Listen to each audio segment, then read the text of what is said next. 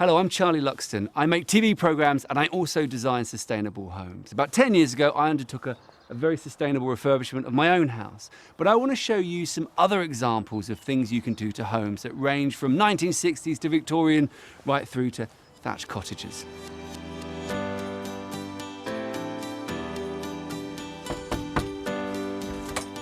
Hello. Hi, Charlie. Hello, Tina. Hello, Richard. Hello there. Hi. How are you? Very much looks like a standard Victorian terrace. I mean, you really wouldn't notice that anything had been done. No. I mean, I suppose that was one of the aims, wasn't it?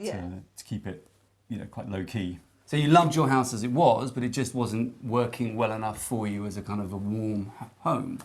Yes, I mean, we liked the way it looked, but the way it was performing, it was, we were getting mould on the walls because the walls were damp because they were cold, and that was just fairly horrible.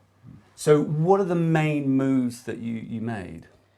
Well, we've done quite a lot of things over several years, but mostly it's been insulation. So we've insulated under the floor, we've insulated the walls outside and internally. We've also added things like renewables, so we've got solar photovoltaics generating electricity, and we've got solar hot water as well. It's interesting, isn't it? Because I think a lot of people think is, if I do the loft and I do the windows, whew, we're done, aren't we? It's going to be nice and warm. But actually what they don't realise is that the heat gets lost through the floor, the heat gets lost through the walls. And in these old Victorian cottages where there's a suspended timber floor, you're literally, the only insulation you've got is a bit of 20mm wood or something that, isn't it? Yeah, So, that's right. That's where a lot of the heat goes. I think the real benefits, the upside is, you've got this incredibly well insulated floor, the children can play on it in the middle of the winter, it's absolutely comfortable and so on. It's just much more thermally comfortable, so you haven't got cold spots, you're not getting cold as you sit closer to the walls. And it's just more pleasant to be in a cosy home.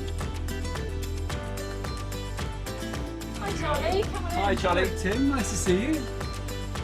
It's really just one big open plan space, isn't it? A big sort of family space. Absolutely. It wasn't. The whole family used to sort of gather in this little small, dark and very cold kitchen, and we did so because that was actually the warmest space in the house. So really you had to sort of move it out of that 1960s cellular box room layout and make it something different in order to fit you and the two kids in, to make it a family home. So what did you do? Because you've done a very deep renovation, haven't you? A deep green renovation. We insulated the roof, the walls, the floor.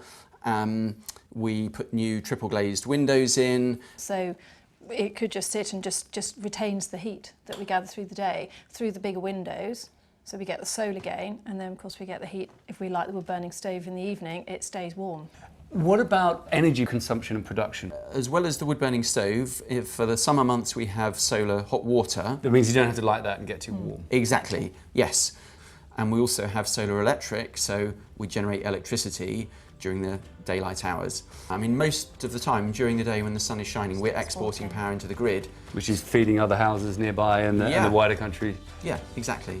What has been the transformative effect on the quality of life within the home? It's such a nice space to be in. It's light and it's airy and it's warm, and we don't worry about going to a room upstairs that might be freezing cold. Now you've seen what's possible, maybe you want to make changes to your home. Well, Cosy Homes Oxfordshire is a new organisation that wants to help you live in a warmer, healthier, more energy efficient home. If you're interested, just go on the website and register.